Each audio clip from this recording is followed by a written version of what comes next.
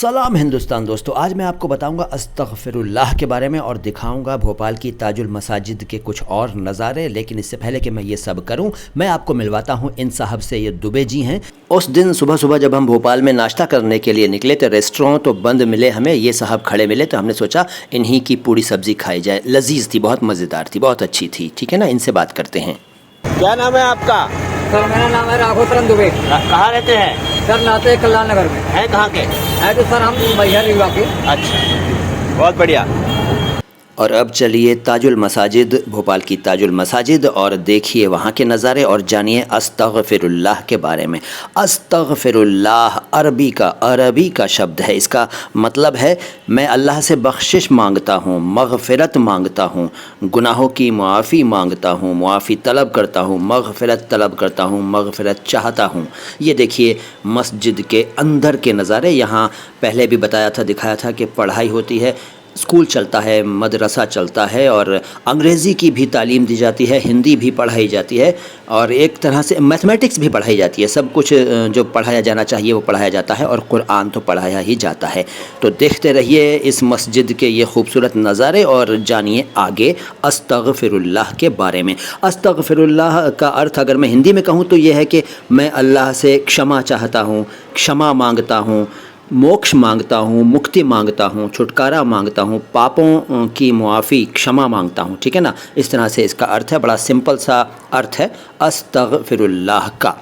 मुस्लिम लोग कई मौक़ों पर इसको बोलते हैं। कई बार जब कोई अप्रिय बात सुनते हैं या कुछ अप्रिय देखते हैं तो भी बोलते हैं। यानी अपने गुनाहों की बार बार मुआफ़ी मांगना, अल्लाह से मग़फ़िरत चाहना यानी बख्शिश चाहना, पापों की क्षमा मांगना अस्तगफिरुल्लाह का अर्थ है। ठीक है, मैं इस्तग़फ़ार करता हूँ, मैं मग़फ़िरत मांगता हूँ। बता दिया मैंने, सारे अर्थ बता दिए। ठीक है, तो ये छोटा सा वीडियो कैसा लगा कमेंट बॉक्स में बता दीजिए।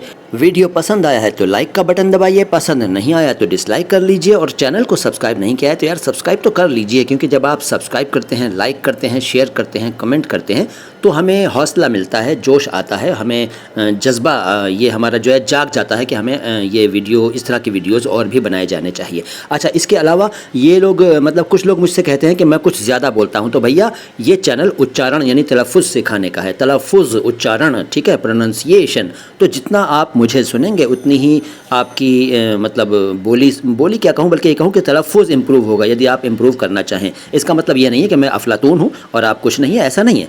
आप भी बहुत कुछ हैं, मैं तो कुछ भी नहीं हूँ। लेकिन जिस मकसद से ये चैनल बनाया गया है यानी कि प्रोनंसिएशन, उच्चारण यानी तलफ़ुज़ दुरुस्त करने के मकसद से, तो वो मैं करता हूँ। तो मुझे सुना करिए ध्यान से। और ये देखिए मस्जिद का खूबसूरत नज़ारा आप देख ही रहे हैं। अब बाहर का नज़ारा दिखाता हूँ थोड़ा सा। मस्जिद से जब हम बाहर निकले तो सड़क पर क्या आलम था वो थोड़ा सा नज़ारा दिखाऊँगा और बस फिर आज बात ख़त्म करूँगा अपनी। ठीक है, देखते रहिए माय हिंदी माय उर्दू।